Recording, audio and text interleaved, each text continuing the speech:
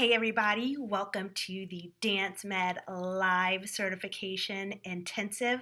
I'm super excited for all of you guys to be here. I'm not going to waste time. I'm going to dive in. We're going to go ahead and give you a little bit of information that we feel like is important before we get started. And we're going to dive into our first course, Anatomy and Kinesiology That Matters. All right, buckle up. Here we go. So the first thing that we're just going to go over is just a review of the outline for what we're going to be learning throughout the week. It's going to start out with the certification introduction like I mentioned today, followed by anatomy and kinesiology that matters. That's all that we're covering today for Monday.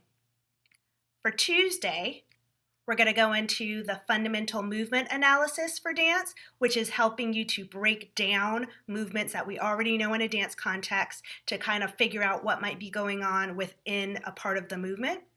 And then functional assessment for dance we're going to talk about, which is when I give you a couple of extra activities, not all completely dance related, but very simple things that you can do either individually or in a group to help, again, pinpoint where the breakdown may be in a general movement pattern that you can then put back into dance movement for improved performance.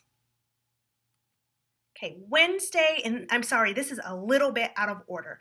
Wednesday, we are going to talk about functional dance conditioning, which is where we give all of our favorite exercises and considerations for choosing appropriate exercises and activities to improve performance. However, we also know that you guys probably have a lot of exercises and activities in your toolbox as well. And everything that you're going to learn this week can definitely be utilized with everything that you already know exercise-wise. We're just going to give you our insights on what we like to do. This is where it gets a little tricky.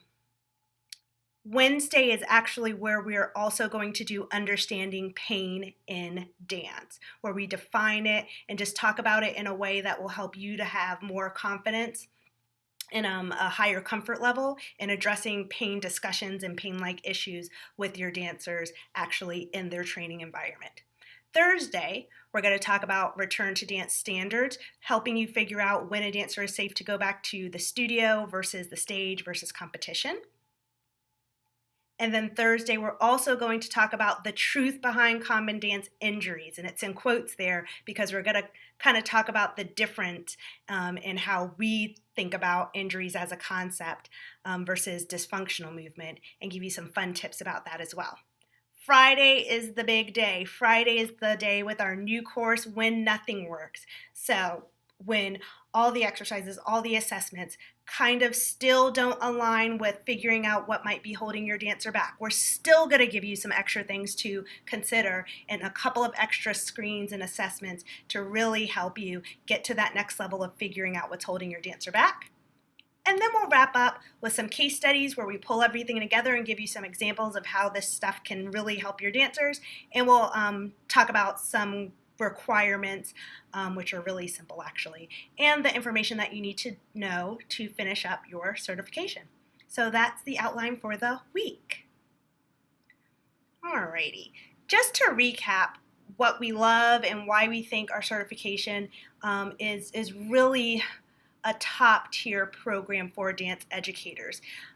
You know the who and the what, it's there. So you know that you're working with dancers. And like I mentioned before, the what is most of our clients and most of the educators that go through this certification program have other exercises, other activities, other interventions to help their dancers improve their performance. So what makes this certification different from the rest?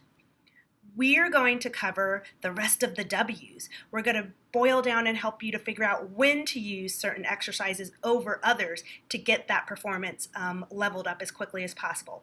Where to focus your conditioning, because where you're going to focus those activities may not be in the area where your dancer might be complaining of a symptom or where you might see the issue breaking down. We're going to teach you why certain exercises might work better than others so you can become more efficient with how you're working with your dancers. How to perform the exercises for max benefit. So little tidbits about form, order, things like that. Again, using what you already have in your exercise toolbox for a better, quicker, safer turnaround. These are some of the things that we just love to just bring together again that really inspired us, and the things that we really stand firm on in terms of what makes our certification different. You benefit from our years of trial and error in trying to figure out how to help dancers improve their performance as quickly as possible. You get a framework for just about any dance issue that you can work with any dancer, regardless of age, style, or experience. So you're getting the tools to be able to look at your dancer and then use, again, experience that you have from other courses, from your own teaching experience. But we're going to break down how you can just really look at, focus, assess, and address your dancer using the tools that you already have. So it's not going to be like a cookie cutter program. We're really going to give you ways to be able to make things flexible to help anybody, anytime. You're going to learn a system for progressing dancers in terms of some opportunities to bring a little bit more objectivity, I should say, so that there's less chance for favoritism when you are looking to promote somebody. Choose different dancers for different performances or different performance teams. You're going to be more confident in knowing that a dancer is going to be more safe when returning to dance following an injury. You'll be able to have better insight to help your dancers recover faster, which will help build your reputation in your dance community for safe assessments, fair assessments, objective assessments that overall help improve performance. But the biggest reason of all, and why I'm so happy you're here, is that we will give you the framework and the knowledge to know what to do when stretches and exercises don't help. Spoiler alert, that's what the whole course about when nothing works is about. So that's actually one of our favorite parts and where we feel like most of our educators get the biggest bang for their investment, giving more information about what to do when the things that you're used to trying don't help. Our overall goal for the entire program is very simple. We want you to be able to understand the information easily, immediately integrate it, go back to your dancers Monday morning and really be able to immediately start using this information, and we want you to get results. That's it. In terms of program, a little bit of flow and some perks. Like we reviewed with the weekly program or the weekly outline, there's about 2 courses every day, Monday through Friday. There's going to be about 30 minutes for Q&A at each session. So what we will ask is that you type your questions, any questions that you have while we're going through the program or while we're going through the courses, put them in the chat box. That way we can keep track of them, and when we go back and edit for the replay, we can highlight the questions with an appropriate timestamp and just be able to get you the information that you want faster. Questions can also be posted on the Facebook page, which you should already be a member of. And then the resource webpage will always have the replay links from every video and additional resources. And there's the web address to our resource webpage as well. So you'll hear me mention extra little videos or extra little handouts and things like that. They will be uploaded and corresponding to the day that the information is presented, all on that website. At some point, we just want to make sure that you take a few moments just to read a little bit of information about us, about AZ Dance Med, our mission, and why we think education of dance instructors and educators are important. And then the information about our safety statement, just making sure that the information is safe and appropriate for yourself and your dancers. So if you're ready, we're going to go ahead and dive into course number 1, Anatomy and Kinesiology That Matters, guys. Here we go. Okay, so here's what we're going to cover. The most commonly used muscles in dance to execute most positions and movements regardless of style. Now, this is not an all inclusive list that we'll be giving. We've kind of narrowed it down to the target muscles that usually are found to be dysfunctional and the culprit behind most dance dysfunction. How and when can it be used? It can be used when, like it says, knowing which muscles that are frequently used in most dance movements can allow faster assessment of faulty movement patterns. So getting you to figure out the issue that needs to be resolved quickly. And because faster assessment and intervention helps with faster performance enhancements. That's why we're doing this. I will always include a goal screen just like this. I like to do this just so you can stay on track with knowing what you're going to get out of each module. So the goal for this module is to zone in on the most common muscles that are used in dance, and specifically what I think is great about this section is that we're going to talk about what it looks like when they become dysfunctional. So when you see your students doing said things that we're going to bring up, you'll have an extra clue to know, oh, maybe their glutes are dysfunctional, or maybe this muscle is dysfunctional. So that's what I really hope that you kind of gather from this module. In addition, we're going to cover some of, again, the basic, the heavy hitters from kinesiology-based principles to, again, help you better assess movement, which will help you get your dancers performing better, faster. Starting off with just some basic definitions, just so we're all on the same page. Anatomy, from a scientific perspective, is the study of body structures. So it's really just naming the muscles, naming the bones, naming how they connect, where they start, where they end. Kinesiology is the study of human movement, the directions of movement. Physics is how that movement is manipulated by energy, basically. So it's dealing with energy, how that movement is brought to life through energy, and how it's applied to matter. And in the most cases, the matter in this example would be like the human body. So biomechanics is basically physics plus kinesiology, is basically the specific energy behind most movements.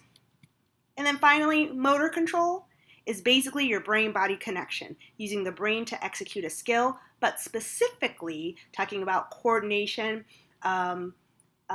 accuracy, and precision in terms of executing movement. So I just wanted to kind of lay that out there just so you can have a basic understanding of where the scientific definitions lie and how they all function into dance. So how can this kind of like work its way through using the definitions? Anatomy would be your glutes, your hamstring, your femur, your tibia, your shoulder joint. Kinesiology would be flexion of the hip in terms of direction of movement around a joint. Yeah, the joint being the hip from the anatomy. Physics is how much energy, what type of forces, a rotational force, a static force, a frictional force, what types of forces are at play to make that quad or make that thigh muscle move the hip joint. Those two concepts together make biomechanics. And then motor control is how does the body know when to activate those muscles? How does the body communicate how much force to produce to get said muscle to move said joint? There you go. Alrighty, so here we go. The anatomy that we think is the most important that you need to know. We're going to go through our top 10 most commonly we think dysfunctional or most commonly involved muscles in movement dysfunction. Starting off with your great toe flexor, your big toe flexor. We lovingly give most of these muscles that we go through a little nickname. So we call the great toe flexor the cheerleader because very often when another muscle on the backside of the body, anywhere along the backside of the body, needs a little help in terms of endurance or muscle performance or force, your big toe is one of the very first muscles to just really want to cheer your body on and get it to move by overworking and performing dual functions. So, where is it located? Kind of like how the illustration has here. On the backside of the shin, it is buried under your general calf muscle, your gastroc and your soleus. And then it sweeps around the inside of the ankle, sweeps under the inside ankle bone, and then ends up just traveling along the bottom of the big toe. Anatomically speaking, first ray is basically all the bones. So let's see, right here, this first ray is like all of these bones that make up the big toe pathway. So that's what we mean when we talk about the first ray. So it helps to flex the first ray or point the first ray. It also helps with medial arch stabilization. Key here, the arch is a region of the foot Not a specific structure. Sometimes, especially dancers in training, they think their arch is like a muscle itself or a bone or an actual structure. It's more a region, and it is produced, or its integrity is based on the performance of several joints and muscles. So your big toe flexor here helps with that arch support. It helps to create the arch. From a dance perspective, that's what your big toe flexor does for the most part. It helps point the big toe, it helps to point the foot and ankle, and it also stabilizes your arch. So, what does it look like, or what are your dancers showing you when the big toe is not functioning the way it should? It looks like this. They can't fully point a foot. They can't fully stretch their foot into its nice and best point. Hanging back on their platform of their point shoe, not being able to get fully on top, sickling in releve, or excessively winging. That's just an imbalance relative to the other muscles of the lower leg. Also, floppy feet in that petite leg, or those fish feet that you see. So those are the very common ways that you can easily know if you're seeing that in your students. You might want to think, hey, we might need to get their big toe flexor looking or functioning a little bit better. What muscles might be at play? Newton's third law, which a lot of us are familiar with, is that every action has an equal and opposite reaction. So a lot of times when the big toe flexor, or all the muscles that we're going to talk about, when it's not functioning properly, there's usually another muscle, a partner muscle, that is not functioning properly, probably like in the opposite way almost. So the common partner muscles to think about are your glute and actually your jaw muscles. And I'll give you a heads up. Your jaw muscles are part of this top 10 list. So we'll get to why it's a partner muscle in just a second.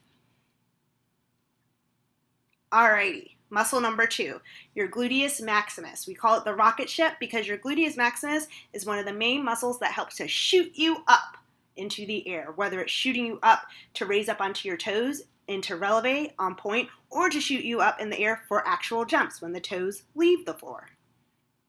It's the top layer of the buttocks.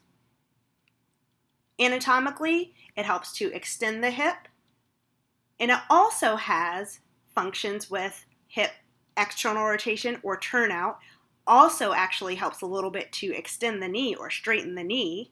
And it also helps with hip abduction, raising the hip or the leg out to the side of the body. We're going to actually go over these terms. If you're not familiar with the terms extension, external rotation, and hip abduction, we're going to get to that in just a little while. Functional actions, how it presents itself in dance. Your glutes help to produce the push force for releves and jumps. That's why we call it the rocket ship. Also helps with things like arabesque, and it also helps to control jump landing so that you kind of just don't flop all over the place. All right, your dysfunctional presentation. Remember when we said it was a partner muscle to the toe flexor? So it also can be dysfunctional, or you might see the same things in your dancers when they don't have the best glute function. So same thing, can't fully point. You can see the list here, sickling in your releve, your floppy feet. Also added here, like your low jump height, the inability to get into the air. Partner muscles, toe flexors, the jaw, your spinal extensors, and also your hip abductors and external rotators. And that's because, like you saw in the action, the glute also has some responsibility to do those motions in certain positions in it sometimes. So again, if you're seeing these things happening with your dancers, maybe think that the glute might be a problem, and also look at maybe what some of the partner muscles might be doing as well. Moving on. So your external rotators, your turnout muscles, they are buried under, so they're the deeper layer in the glute area. They go from the middle of kind of like the hip joint area, attaching like to the sacrum here that you can see, and then the bottom of your pelvic bone, and then they attach to the outside of the femur there. Anatomically, they help with turnout, help external rotation. They also help with hip flexion and extension, folding the hip up and raising it forward, or opening the hip up and raising it back, just like lifting it back into like arabesque. And functionally for dance, yes, our turnout muscles help us turn out.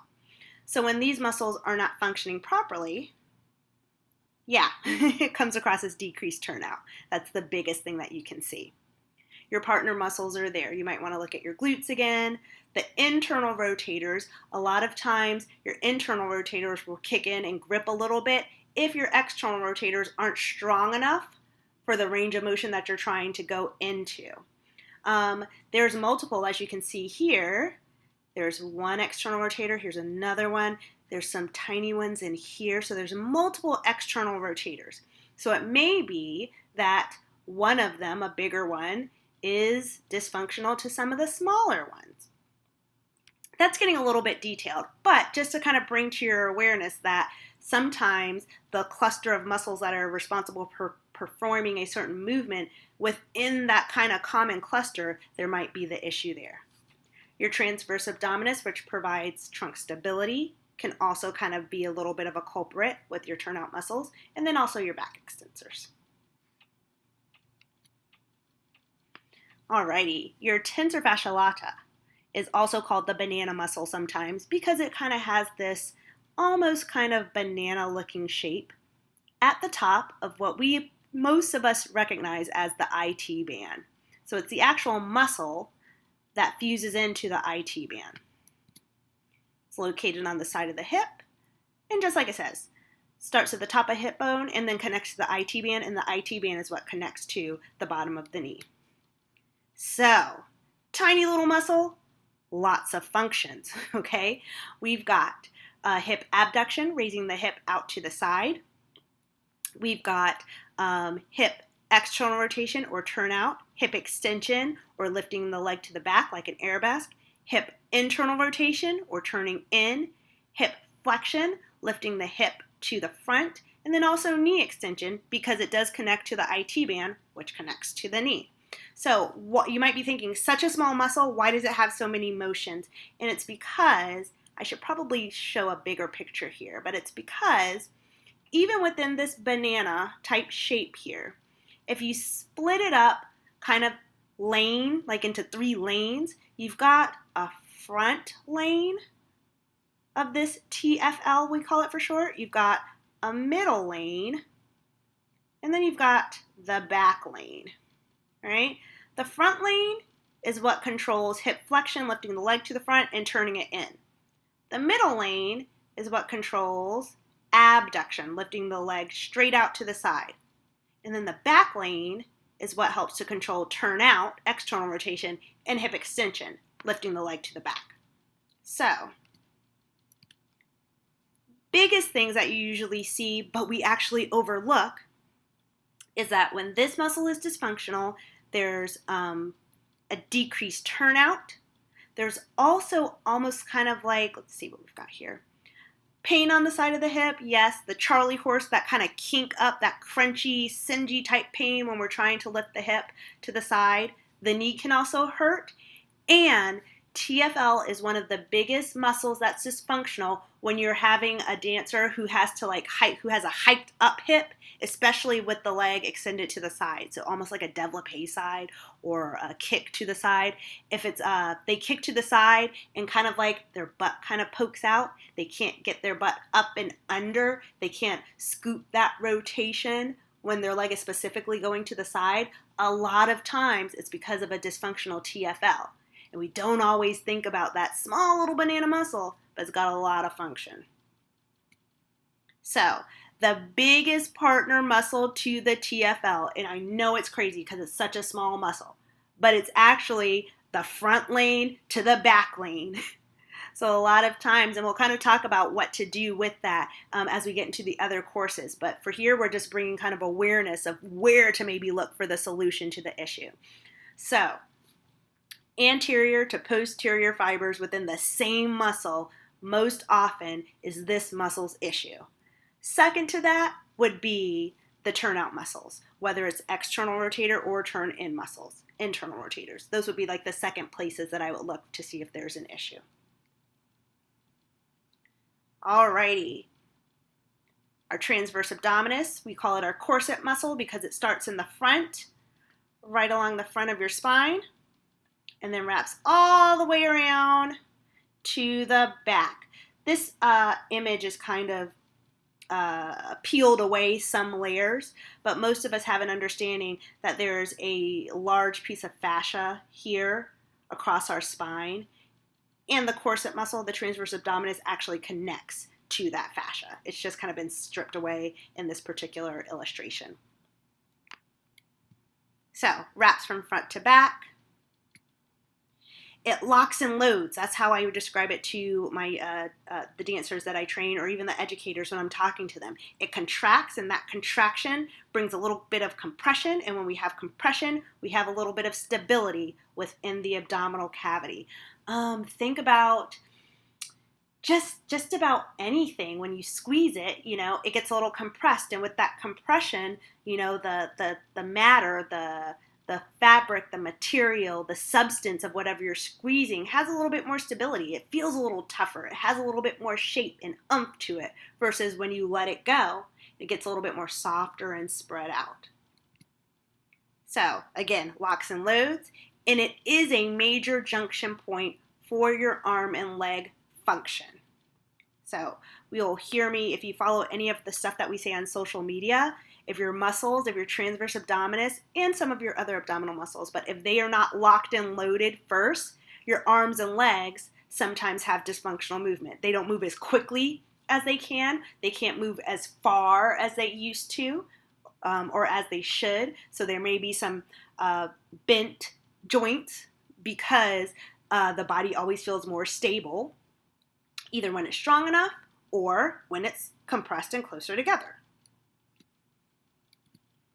So, yes, it is a little bit of a play on words, but a lot of times the dysfunctional presentation, or the essence of your core stability being off, it's going to come across in anything not completely looking and performing the way that you think it should. So its dysfunctional presentation it can be anything. Particularly if there's instability with rotational movement, falling out of turns, things like that. Lateral stability, falling in balance on one leg, or falling when both legs are up under each other close together. There can also be back pain, low back pain, or tightness. That can also be a little bit of a clue that there might be something going on with this transverse abdominis muscle that you might just want to consider looking into a little bit more. And then again, your partner muscles could almost be anything as well. I know it might sound like a little bit like, well, if it's anything, it could be anything. As we kind of go through the rest of the modules and the rest of the days this week, you'll probably get a little bit of sense of, yes, it can be, but that doesn't necessarily mean that it's completely overwhelming either. Within the muscle itself, same thing. Right to left sides can be a little bit off, and then upper to lower sides can be a little bit off too. So those might just be things to, again, think about when you're looking at your dancer. Alrighty, so I said we were going to talk about the jaw. We call the front of the neck and the jaw the top core. Here is why. When most of us talk about core stability, most of us are very familiar, most of us quickly associate core stability with our spinal muscles. I mean, that's almost like the no-brainer part. And then the other no-brainer part is that most of us know that our neck and our neck bones is like the top highest portion of our spine. The disconnect, or the part that we don't always easily relate, is that when we talk about core stability, nobody really thinks, or very few of us think about what's going on at the neck, but that's the top of technically the core. So we call the anterior neck and the jaw the top core for that reason. We really focus on the underside of the chin and kind of like the lateral jaw area. So this nice masseter muscle in here, and then all these nice little muscles under here.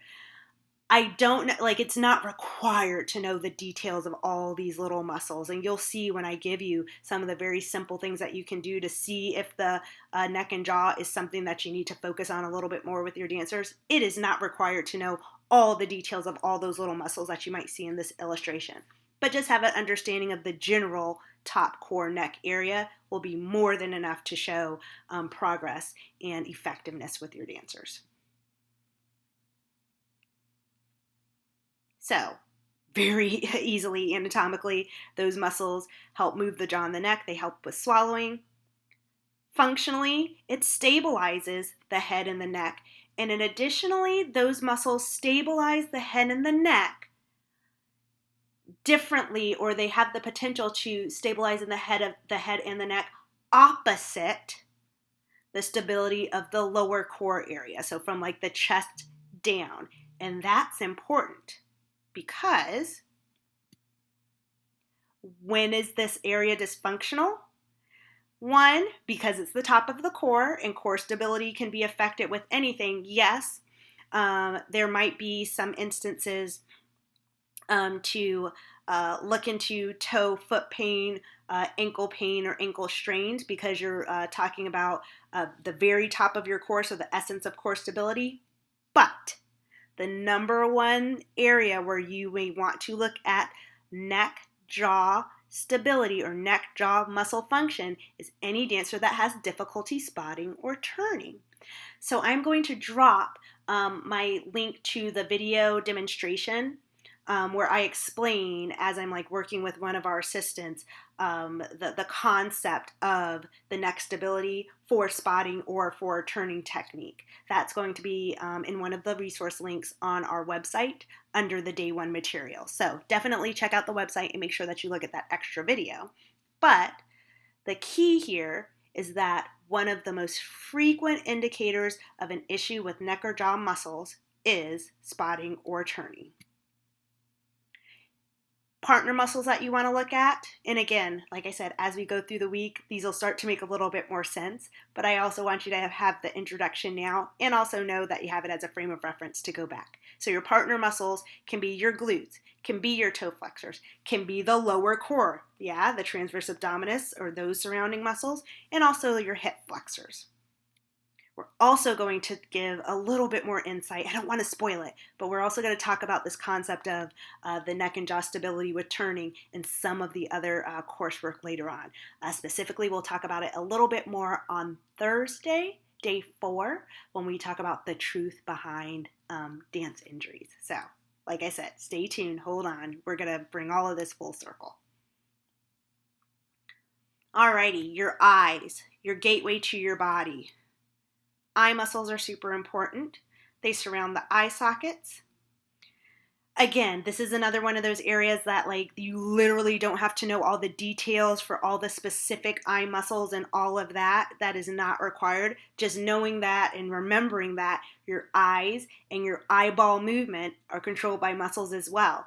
And just paying attention to those or bringing awareness to those can unlock some really pivotal performance enhancement in some of your dancers. So anatomically, yes, they move your eyeballs for maximal visual input. How that helps us with dance, getting that maximal visual input helps us establish our relative body positioning. It helps us remember where the horizon is, which directions are up and down. We all probably have a general sense that our visual input is important for balance. But that said, and now remembering that our eyeball muscles help control that visual input, are we looking or are we thinking about eyeball muscle performance in relation to balance and stability?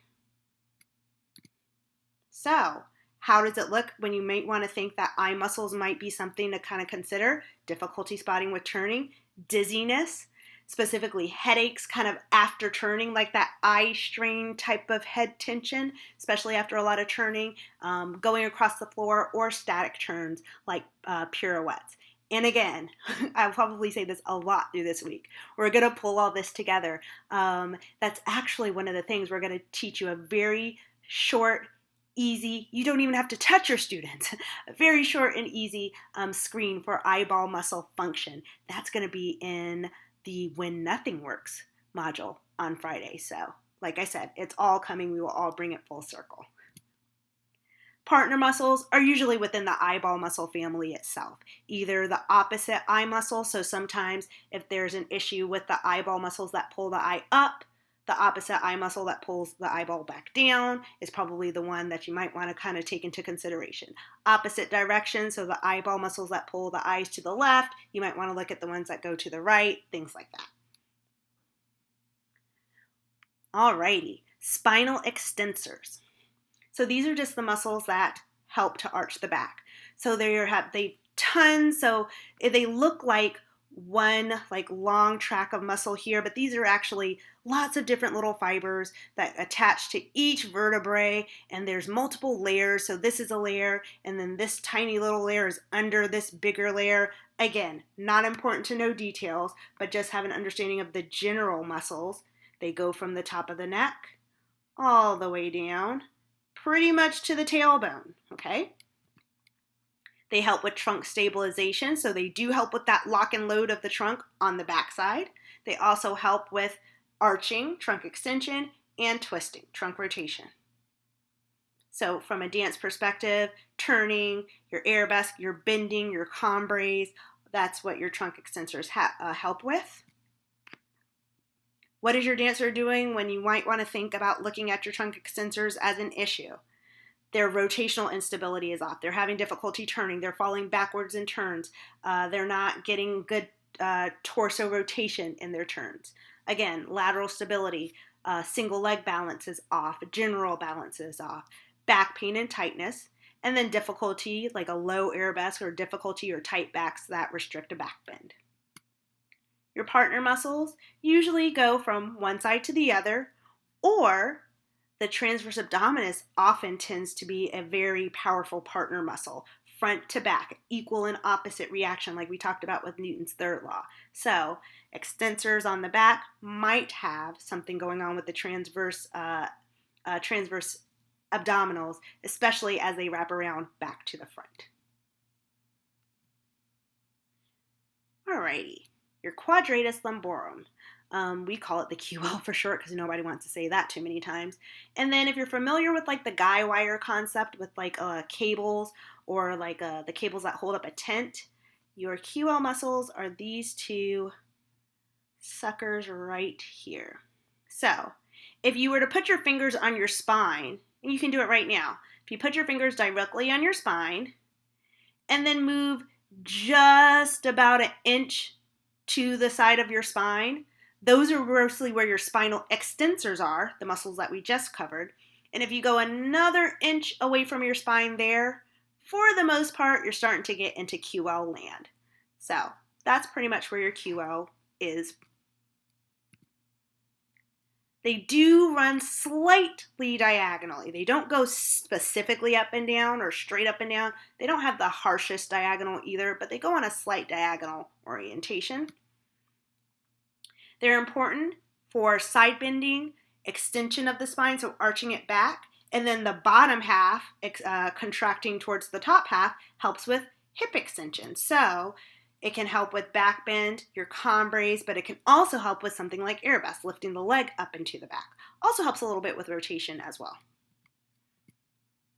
So tight backs, difficulty with those three, combre, arabesque, and back bends. And you know what? I'm going to add this. I need to go back and add this. If any of you guys work with kids or even adults, I shouldn't just say with kids, adults have this problem too. This QL muscles are usually dysfunctional in that dancer or in that person that when you sit on the floor and you stretch your legs out in front of you, it's that person that's always slouched in the back and they cannot sit up straight. I'm going to let that sink for a second. You're sitting, their legs are extended out in front of them, so their legs are completely straight out, and they can't sit they can't like rise up and elongate their trunk. They can't sit up straight. They try and they just can't do it. Yeah, a lot of times that is a dysfunctional QL. I see it on social media with younger dancers all the time, and teachers posting, how can they get their dancer to straighten their back, and you see a lot of comments focusing on the hamstrings. A lot of times it's actually more a QL issue. So I need to add that bullet, but you've got it from me now. Partner muscles can be the QL on the opposite side and then also the psoas muscle in terms of, again, the equal and opposite reaction. If one muscle is overworking or a little too tight, that partner muscle might be a little too loose or not doing its job. Alrighty, and then the calf complex, we call it the 7-layer bean dip because for the most part, it's 7 muscles in this lower leg area. So this is kind of like the top of the bean dip, your gastrocnemius. That's kind of like, let's see, what's on the top? Like your shredded cheese is usually on the top. I'm not the biggest bean dip fan, but you guys know what I mean. Yeah?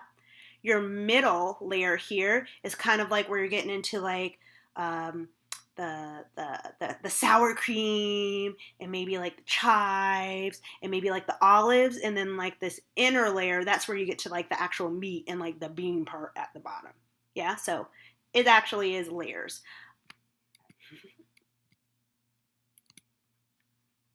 All of these muscles together help with a lot of different functions. These are kind of like the most major ones. They help to point the foot, point the toes. So point the foot, I actually mean like pointing and stretching through the ankle. Helps with pointing the toes, extra curling the toes. It helps with toe stability. So if the toes need to be straight but not curling, almost like how they would orient themselves in a point shoe. These muscles, this calf complex helps with that. It also helps with forming and stabilizing the arch. So even though our feet have individual muscles too, what a lot of dancers don't always realize is that foot-toe mobility actually comes from this calf complex. Okay, in terms of functional and dance and movement performance, this complex helps to point the foot. It helps you to push off for jump landings. It helps that roll through to control the jump landings that a lot of us talk to our dancers about. Achieving full point in the point shoe, and again, controlling the roll through of that foot. I forgot that I already mentioned it there. What are your dancers showing when we need to look at this bean dip a little bit? Flattening of the feet when they're standing. I could probably talk about that in an entire course all on its own, but in a lot of cases, and so many more cases than not, flat feet is just a misunderstanding or a not having enough experience understanding how to use this bean dip, understanding how to use these muscles to produce that arch. Remember that we said the arch is not a thing, it's a region where the muscles need to be able to collectively activate to perform or produce that arch. So a lot of times your flatness in the foot is a good sign, or it's an indicator that, this dancer may not know how to use this calf complex to the best of their ability or to their full advantage. Also sickled in the ankles, winging in releve or in point, super arched feet, and snapping through shanks. And I know a lot of times historically, if you're grown up in my era, that super arched foot and the snapping through and breaking shoes, very quickly was like a sign of strength. It can be, but also to a certain extent. Sometimes, especially in newer, younger training dancers, training dancers who are particularly going on point. If they're new to their point journey, and they're breaking through those shoes and really forcing, or not forcing, but falling over the front of their platform, that's actually more of a sign of instability and the inability to control a little bit of motion in this area. So it's not always thought about that way, but it actually is another way of showing a decrease in stability of these muscles within this area.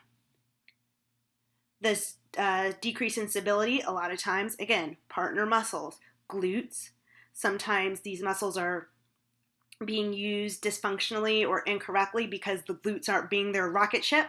So sometimes these muscles are pushing so hard to try to get them up and into the air. And actually, that's kind of like your super arched and breaking shank type person. Your jaw and your mid to lower transverse abdominis, a lot of times that's because we're just talking about specific areas within the core that aren't locking and loading, that again are making these muscles in this lower leg area work not in an optimal way to still try to accomplish some type of movement or dance performance. And then the other muscles in the 7-layer bean dip. So sometimes, again, where you're seeing these dysfunctional presentations, these are the areas that you can kind of look. So Those are your 10 major muscles that sometimes get overlooked in either their entirety or in a matter of a certain perspective. So I hope that brought, a little bit of insight. But we're not done. You got 2 bonus muscles, because these 2 muscles, I'm pretty sure you knew that they were going to be on the list of the top 10, and they weren't. And the reason that they aren't in the actual top 10 is because we kind of tend to go to them too quickly for the issue or the culprit to the problem, or a lot of times they aren't. But I'm still going to give them to you and break them down. I know you know what they are. I know you know. So let's just go to it. So number 11 is your hamstrings. And the nickname that we give to your hamstrings are your savior. Yeah, your hamstrings are always one of the very first muscles that your body goes to because it's a big, juicy muscle. It's very commonly active, so your body knows that it works. It knows that it can go to it in a hurry or in an emergency. And is also very close to and has a very deep function with the hip. So a lot of times when your muscles are looking for a substitute muscle or a muscle to compensate with, they're going to go to a big muscle that usually functions for a big joint, because then your body knows that it's working. Yeah. And it's going to go to a muscle that is that your body knows how to use repetitively or knows how to use very, very frequently and with a high degree of familiarity. So, hamstrings. We all know that it's at the back of the thigh. We know that it kind of starts at that ischial tuberosity, or some of you guys know it as your sit bones. Here's the interesting part. I meet a lot of dance educators, a lot of parents, a lot of students that actually don't know that your muscles, and actually I probably should add another image here. Your hamstrings, they come down, they actually side swipe a little bit on the inner and the outer portion, and they actually insert on the front, they attach at the front of the knee, just below the kneecap on either side. So a lot of times a hamstring issue is mistaken for knee pain. A lot of times a hamstring issue is mistaken for an IT band issue. Things like that. So if I was going to say one thing in terms of maybe, if I would reconsider putting it in the top 10, it would be for that purpose. Is that sometimes people don't realize where it attaches on the knee, and that can be missing out on some solutions in terms of figuring out a performance issue. Most of us know that the hamstrings help to bend the knee. A lot of us know because bending the knee from the bottom portion, the bottom half of it, the top half of the hamstring helps to extend the hip, so lift the leg like into arabesque. But a lot of us, or a lot of, like I said, educators that I meet, don't know that a secondary function of your hamstrings is for internal and external rotation.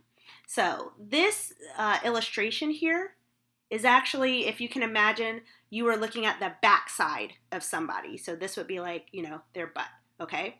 So this area right here is like the inner hamstring. And so is this area. This is the inner hamstring of the right leg. This is the inner hamstring of the left leg. This portion out here is the outer hamstring. So outer left and outer right. The outer portions help with turnout, external rotation. The inner portions help with turn in. Okay, so some of the actions within dance primarily are lifting the leg in an arabesque, active bending of the knee like a passe or retrait, and there also is supposed to be assistance in certain contexts, in certain parameters. Hamstrings are supposed to assist with rotation. The problem a lot of times is that when your other muscles, when your turnout muscles, when your IT band, when your glutes are not firing properly to help with rotation, a lot of times we get hamstring dysfunction and hamstring issues because your hamstrings kick in to try to help with rotation because they technically can. Tight hamstrings, your knocked knee position, again, that's another subject where I can give a whole lecture or whole presentation about. But sometimes, and in a lot of cases, specifically with dancers, that knock-kneed look is not always something that they're born with. It's not always something that's just kind of passed down or genetic or how they're just growing. Sometimes, same thing with knees pointing in and the turning in of the hips. Sometimes it is because of an imbalance between the outer portion and the inner portion of the same hamstring. And I'll be specific. A lot of times, especially like in the dance population, the knock knee is when the inner hamstring is a little bit too tight and overworking, and the outer hamstring, the turnout part, is underworking and it's a little too loose. And when you bring a little bit more balance between the inner to the outer portions of that same hamstring or within that hamstring, you reduce the angle of the knock knee. I'm gonna leave it at that because, like I said, I can do a whole talk just on that part.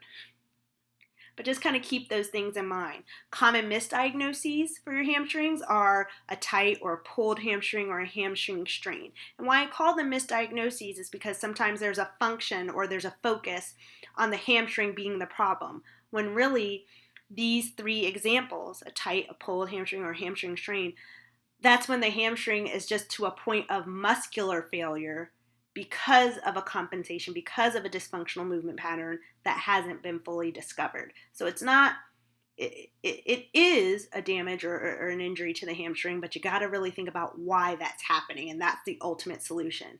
It may not be that focusing on the hamstring in terms of strengthening, or it may not be that focusing on the hamstring in terms of stretching is going to be the solution for fixing the hamstring. That's why I call it your savior to save you. Sometimes what the hamstring needs in order to loosen or in order to regain its proper strength is to have the load that is being forced upon it transfer back to the muscles in the area that are supposed to be doing that job in the first place. So I hope that makes sense. Partner muscles, again, inner to outer portions like we just talked about. The number one compensator that your hamstrings tend to overwork for is your core musculature, your transverse abdominis, the rest of your abdominals, your spinal extensors, your jaw, the top core. That's your core area is the number one area where your hamstrings tend to overwork, overgrip to the point of sometimes injury, like a tight hamstring or a hamstring strain. And definitely, this is not scientifically proven. This is just kind of my general 99%. But literally, from as a dance instructor, from a choreographer, from a physical therapist, from a dance medicine specialist, I will bet you 99% of the time, your tight hamstrings are a compensation for a core weakness issue. How do I know this? Because so many educators, and to your credit, you're trying some things and you know some things, but you're working on stretching and you're working on strengthening of the hamstrings and it's not helping. And it's because you're not giving the solution to the hamstrings in order to take it away or in order to help it return to its original function. So again, if you're having dancers with a very stubborn, a very persistent tight hamstring, and no matter how they roll, how many times they roll it, or how many times they try to stretch, it's just not loosening. A lot of times it needs stability to be placed back where stability should be, because it's being tightened and the body is using it as a compensator. It's trying to get stability from another nearby, very big, very frequently used muscle like your hamstrings. All right, and so bringing it on home, the number one muscle that everybody wants to put focus on, such that I have created a video that is in your day one resource on the webpage that says to forget about it, is your psoas. Yeah, our nickname for it is the overrated muscle. So, it's located mostly along the front of the spine. It runs along either side of the spine and attaches to the upper inner portion of the thigh. Yes, it does assist. It is a hip flexor, so we're not here to discuss what it does or what it doesn't do. It's definitely a hip flexor. Also helps with adduction of the hip and bringing the hip closer to the midline of the body, and also turning the hip in for internal rotation. And then for functionally, from a dance perspective, it helps with lifting the leg up and forward, like a développé, big kicks, fan kicks, grand battement. It also helps working from the top down in a standing roll down to the floor. So, What does it look like when something's not quite right with the hip or not quite right with the psoas? A lot of times it looks like a snapping hip. Sometimes it looks like a leg length discrepancy. Sometimes there's difficulty or pain with développé or with arabesque. A lot of times it's misdiagnosed for an abdominal strain or low back pain. Partner muscles tend to be the QL. But I will say a lot of times the psoas, and we're going to talk about this a little bit when we get into the when nothing works, the psoas is particularly very sensitive to digestive function. It's very close to all of your intestines. So a lot of times when that area does not feel good, your psoas goes kind of wonky. So like I said, there's a video where I just give an extra little commentary, and I lovingly call it Forget About the Psoas, because I hear, and a lot of educators come to me and they say, same thing with the hamstrings, they've been rolling out the psoas and they've been working on hip flexor strength and all of this stuff, and they're still not getting the results. A lot of times the psoas is not the primary problem, and the psoas is tight or it's functioning and it's looking weak because it's in response to something else going on in that area. So it's important, we talked about it, but that's why it's not on our top 10 list. Alrighty, so we have gone through the major muscles, and I hope that was some really good insight, and now we're going to finish up with some foundations of kinesiology, or the study of how the body actually moves. Here, and I'm not going to spend too much time here, but I did want to just present this information in terms of anatomical terms of location. Anterior and posterior, you know those terms usually are referred to for front and back. Your superior and inferior, medial and lateral, you can see the opposition here with these pairs, and then superficial and deep. And here I've used my lovely student Maggie to give you a little bit more of an illustration of how these terms relate to each other.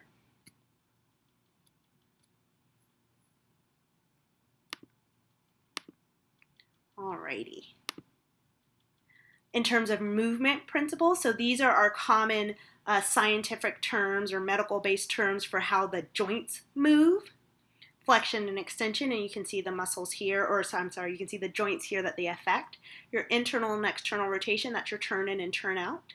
Abduction and adduction is sweeping up and away from the midline of the body for abduction, and then returning back down towards the midline of the body from the shoulder and the hip. Those are the two major joints that this motion pair is involved in, or this motion pair occurs. Your dorsi and your plantar flexion occur at the ankle along with pronation and supination. I have an idea that most of you are familiar with these terms, and again, they're just here to set a foundation, just to make sure that you have it available to you as a resource. Got these pictures coming up that just give a visual demonstration of these motions. So again, your abduction is as these arms sweep up towards the midline of the body. And then if we were going to return back down, which is what this picture is trying to illustrate, going back down, that would be adduction, coming back towards the midline of the body. I don't want to get too picky and too kind of caught up in terms, but I will say this. The frame or the point of reference for abduction and adduction is the furthest endpoint. So in this example, it's her fingers, it's Sophia's fingers and hands. So as the fingers go up and away from the midline of the body, she's abducting. As her fingers start to come back down towards the midline of the body, she's adducting. I'm going to leave it at that so we don't get too far off track. Hip flexion, so your hip joint being here. So hip flexion is the folding up and forward motion. Hip extension is opening that hip towards the back.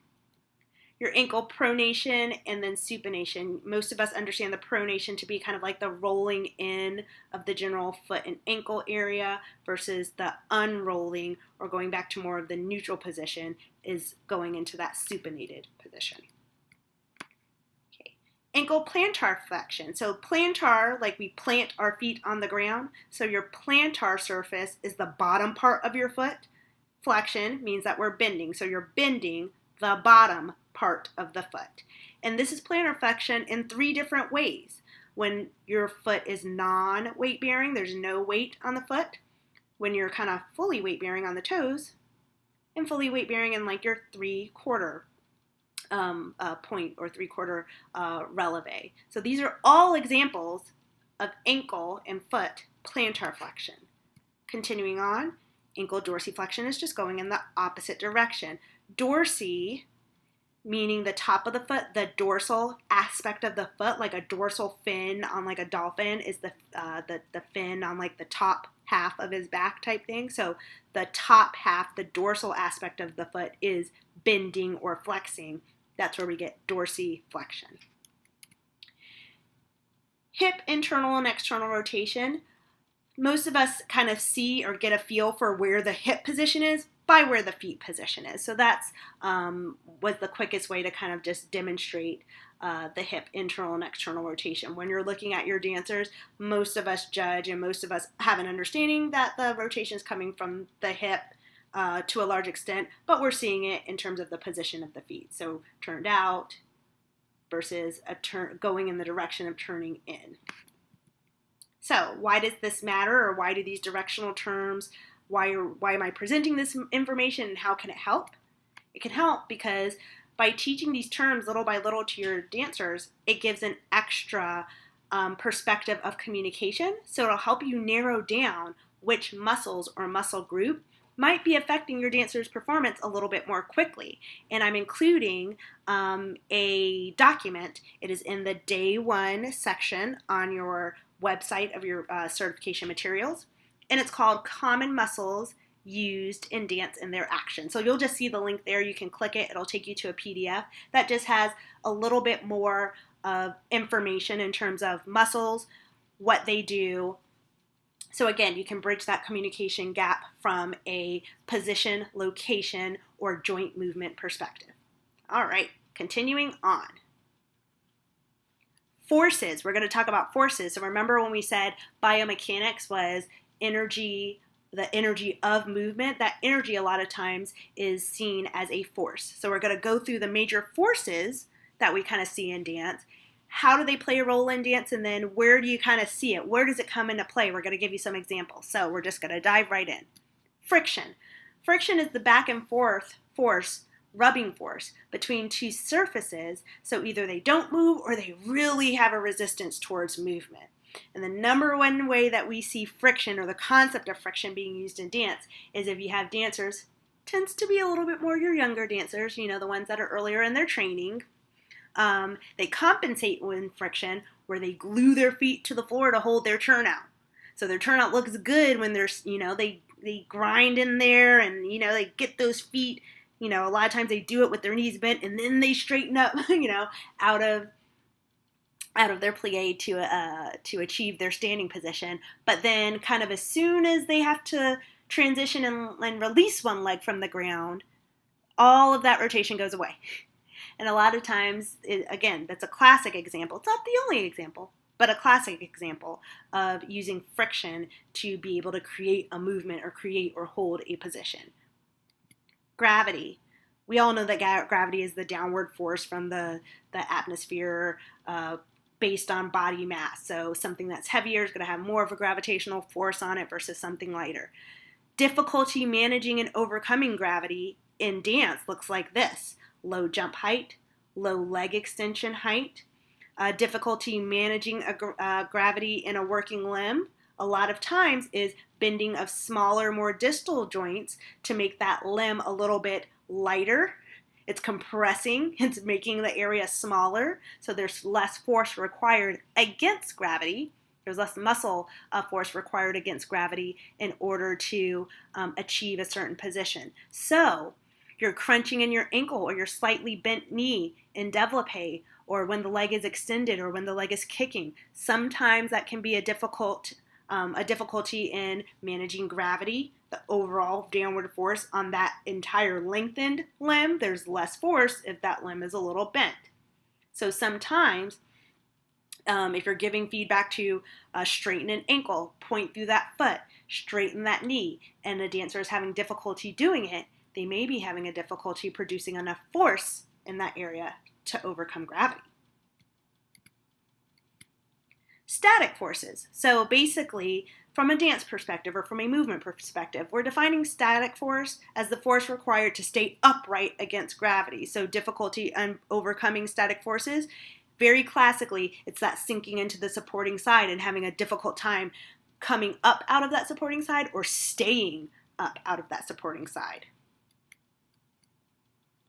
Linear forces, so that's the force to go in a straight line, regardless of direction, but the force required to initiate or continue moving in a straight line. And there you go, difficulty overcoming a linear force might be in a dancer that has difficulty quickly changing directions or going from stop to moving very quickly. Sometimes you even see this a little bit more like in choreography or in combos, especially things that have a quicker tempo. Sometimes if they're having a hard time getting from point A to point B, there's a difficulty with producing enough muscle strength or enough muscle force to overcome a linear force. And then rotational forces, that's our last major force. It's the force to initiate or continue spinning in place. And I'm using that term like in place loosely because it's also rotational forces if like you're turning going across the floor. Yes, definitely. But difficulty overcoming rotational force is going to try to break it down so not the entire body has to move and overcome forces all at once.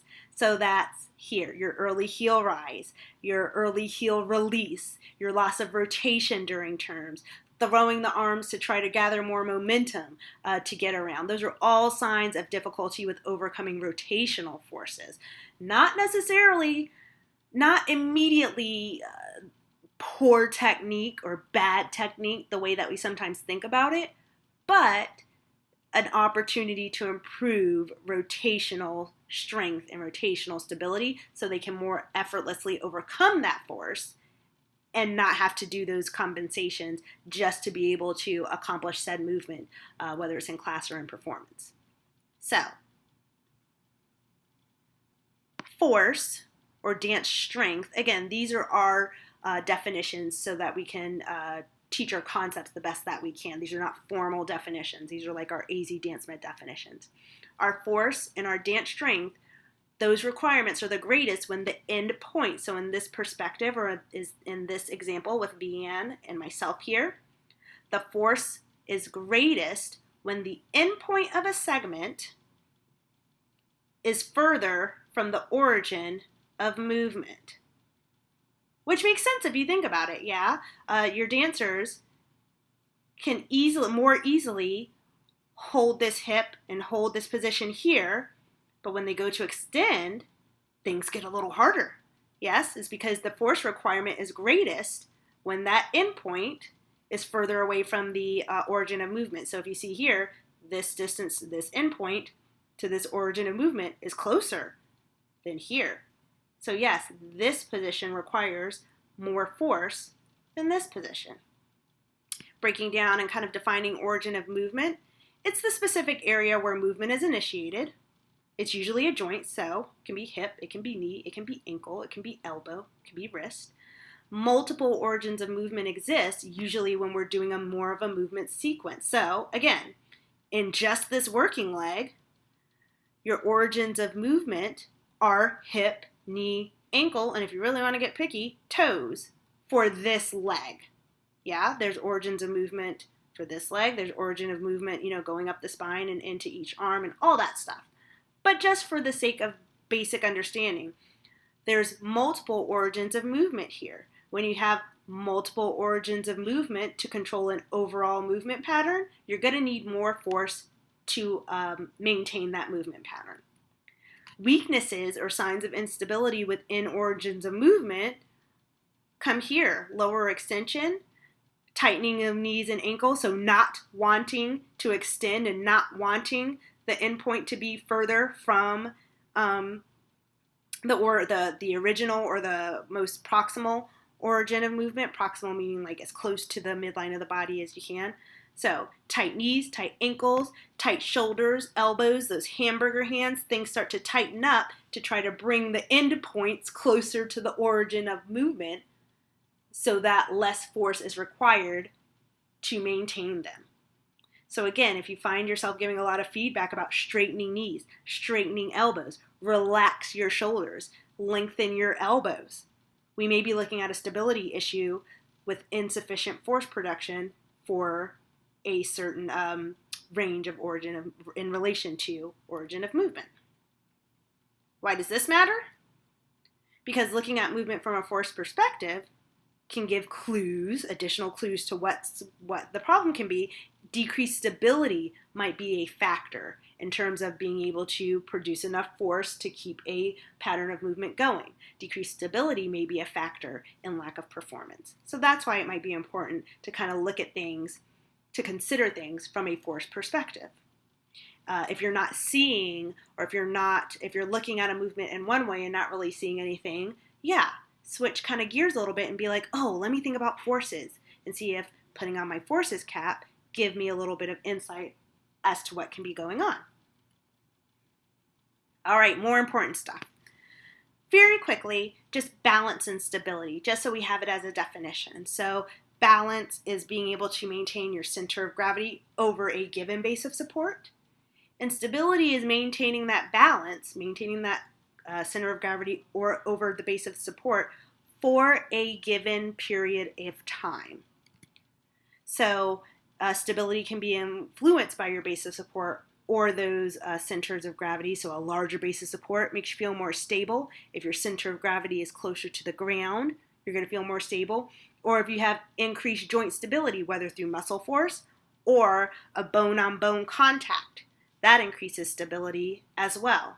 Side note, this is sometimes where you get your sway back or your super arched back in your dancers. Sometimes that's happening because there's insufficient muscle force to hold the spine in a proper position.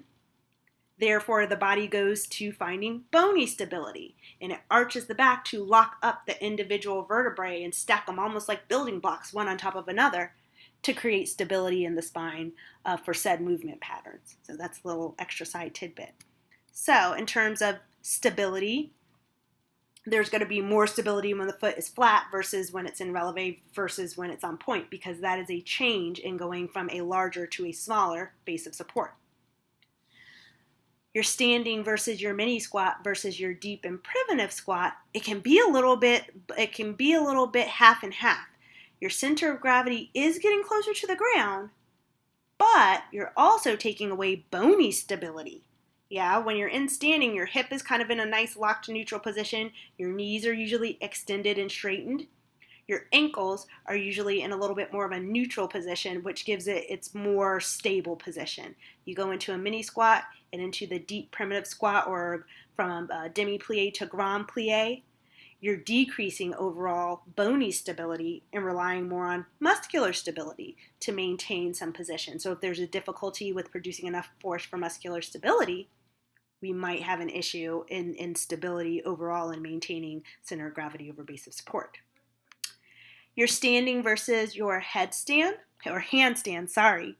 So standing versus handstand, that gets kind of interesting, but most of us have bigger feet and larger body mass on the bottom half of our body than the top half of our body. So your center of gravity is a little bit closer to the ground sometimes. It depends a little bit on body size, but usually we're dealing with a bigger base of support, bigger feet, bigger joints on the lower half of our body, hips, knees, yeah? So we're getting a little bit more bony stability versus when we flip it over and do a handstand, hands are smaller base of support, and the bones and the joints are smaller, relatively speaking, in the top half of our body. Our hips are a larger joint for larger bony stability or more bony stability versus our shoulder, which is kind of like the hip of the upper body and arm. Shoulders are smaller, so less bony stability and less stability. And then single to two leg standing. That's a very classic and very easy example of condensing from a smaller base of support to going to a larger base of support. So your two-legged standing is going to inherently have more stability. So why does this concept matter? Because if there's a breakdown in balance or stability during a lower level task, so a basic single leg balance or a very basic single directional movement. There's definitely going to be stability or a really clever compensation at a higher level task. And what that can do is make your assessment more efficient. If you're finding a breakdown in stability in a lower level task, there's really no sense at that point in looking at a higher level task because there's going to be a stability or a compensation issue there. So you already can start narrowing down and zoning in on the issues that need to be resolved faster. In terms of motor control, basically motor control is your body's ability to perform movements more accurately and more precisely. It does involve concepts of balance, coordination, strength, and flexibility. So if you're seeing deficits in these areas that aren't being resolved by a simple exercise or activity, there might be a brain-body connection consideration for what's going on. Motor control, very simply when I explain it, especially to dancers in training, is I just call it the brain-body connection. In terms of motor learning, so how you start to develop that accuracy and precision for movement usually goes through the stages of perception, like just having general awareness that there's a problem, being able to do it once, get feedback, and then being able to practice it again until it becomes more accurate, more precise, more easily to perform without so much practice and so much repetition. So what you can consider is maybe think a little bit about, you can maybe talk about it with your fellow staff members, your studio owners, even with your dancers that you're working with, that you're training.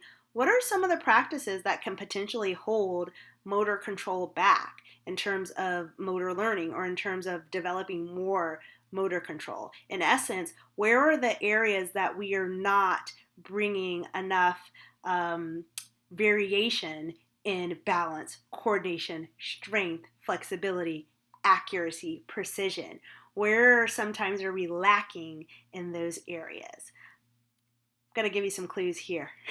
In terms of promoting optimal motor learning and motor control in very simple ways, and you don't even have to do all of these things all the time, but very simply, starting on the left. Yeah, we especially in more of a traditional ballet class or ballet environment, we're very, very traditional in our sense of left hand on the bar, using your right leg as your gesture leg first, and that builds a little bit more accuracy and precision with things using your right leg as your gesture leg. But if you bring a little bit more balance and start on the left side, we can start bringing a little bit more balance to motion and stability, balance and coordination, strength and flexibility on each side equally. Changing directions or sides within a combo help with that, again, accuracy and precision, coordination, being able to go back and forth between movements or have certain movements going together. Keeping a combo but changing the tempo, again, helps with accuracy and precision. And just being a little bit more specific in your feedback. And now we have extra ways, referring to muscle directions, anatomical locations, specific muscles, forces. We have ways to be able to give a little bit more specific feedback so that we can facilitate better motor learning and motor control. So these are just things to consider as you're working and as you're teaching to, again, help with that brain-body connection. What I'm doing here is just bringing a little bit of basic, just conceptual definitions to help bring a little bit more understanding from that motor control, from that brain-body connection perspective. So as a reminder, when we're talking about balance, we're talking about using or keeping or the muscle force used to keep the center of gravity over the base of support. And when I put not directly, I mean it doesn't have to be like standing straight up and down. Center of gravity over base of support is going to be very key in choreography or creative movement, and what muscle forces are being used to keep and hold positions that aren't traditional, static, upright positions. Your strength, how we define strength, it's the ability for muscles to produce force to produce motion. And those can be done static or rotationally. So to produce a turn, to produce a kick, the muscle force required to do those things, versus stability in this context is the ability for muscles to produce enough force to resist motion. So to keep from the arms flinging and wailing as we're turning across the floor, or to keep from sinking into the supporting hip in a single leg stance position. So how do muscles produce enough force to resist something from happening? Flexibility, in a general sense, is the ability for the body segment, whatever body segment we're focusing on, to move through a range of motion. So when we talk about flexibility, we're not just talking about muscles. We're talking about joints. We're talking about other tissues that are in that area. We're talking about skin, water, vessels, nerves, like all the things in that body segment and its ability to move through a range of motion. So if there's an issue with moving a segment through a range of motion, we may be doing our dancers a disservice if all we're focusing on is muscle to get that range of motion to move. And then coordination is the ability to get multiple body parts or multiple body segments together to produce a smooth movement in a timely manner. So whatever tempo, whatever time is required or given, it's the ability for that body segment to move nice and smooth and controlled.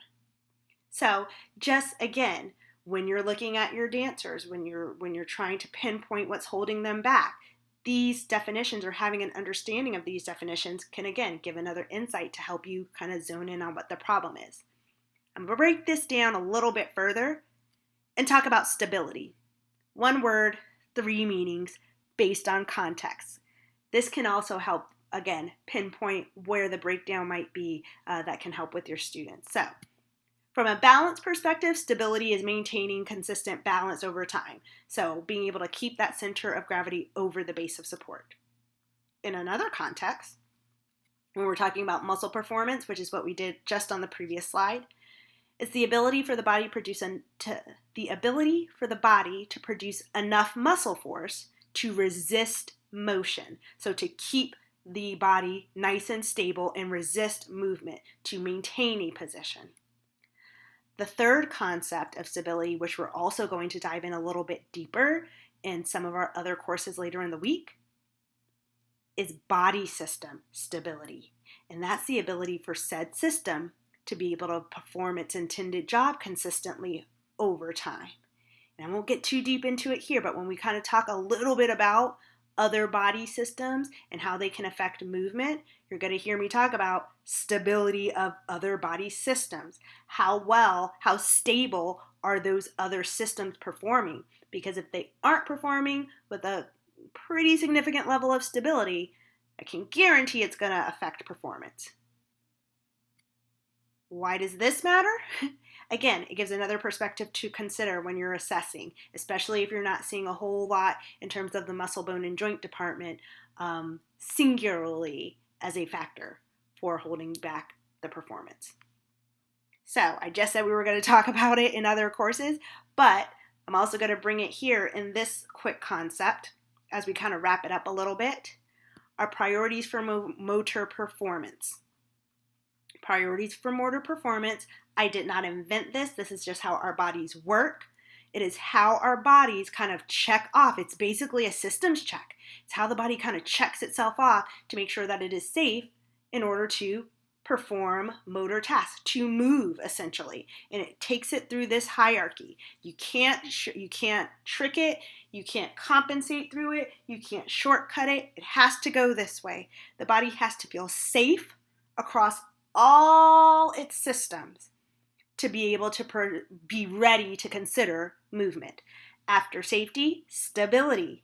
So in this context, we're going to talk about system stability. It has to feel safe consistently over time. Safety is its normal, regular performance without any huge issues. Functional mobility, so after safety is more or less satisfied, after stability is pretty good, functional mobility, functional motor performance will be granted, which is the basic motor performance or the basic mobility to keep you safe and stable. So your functional mobility is going to be sitting, standing, walking, rolling from side to side so that you can go from a lying to a standing position. And then finally, recreational mobility is the final level of motor performance. And that is the mobility that we want to do, but we don't have to do in order for systems to feel stable and safe. And that's where your dance motion, your dance performance lies. It lies in the category of recreational mobility. So here we have an understanding that if other areas do not feel safe and stable and mobile on a functional basic level, recreational mobility is not going to be granted. Your body is not going to even be in any way, shape, or form ready to handle it if there's an issue with safety, stability, or functional mobility. So definitely keep that in mind, especially if you see a student that is struggling with a performance aspect within dance. If you've tried all the things, side note, we'll dive into this a little bit deeper in the When Nothing Works course. But if you've tried all the things and you're not getting the turnaround that you need in movement performance, keep in mind this is recreational mobility and there may be a safety or stability issue in another system or in another way that the body's waiting for them to handle or waiting for them to kind of acknowledge and get under control so it can feel safe and stable enough to grant that mobility that we love, but technically isn't required in order to perform. And finally, why does that matter? Because again, if those other priorities aren't met, recreational mobility is going to be sacrificed until it is. So there you go, guys. I hope that was a great introduction, a great foundation in terms of how the body is structured and how the body moves and its basic concepts and how it moves in order to produce what we know as our dance movement, our dance ability. I hope you guys had a great first day.